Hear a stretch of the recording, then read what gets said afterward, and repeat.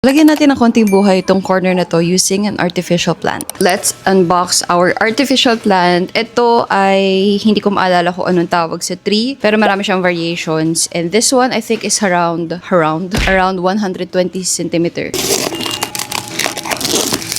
Nakikita ko na yung pot. Meron na pala ito kasamang pot as well as stones pang fill nung pot. So, ito yung pot na kasama niya. I am not satisfied with this. So, maghahanap tayo ng bigger pot. Parang ceramic na siya para mas maganda tingnan. Pero this will do for now. Ito na yung tangkay. And then, yung mga dahon-dahon. Assemble na natin siya.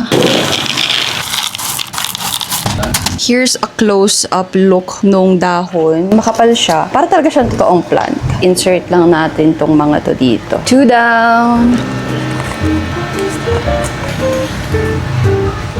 Pwede mo siya i-bend-bend na ganyan para ganun siya.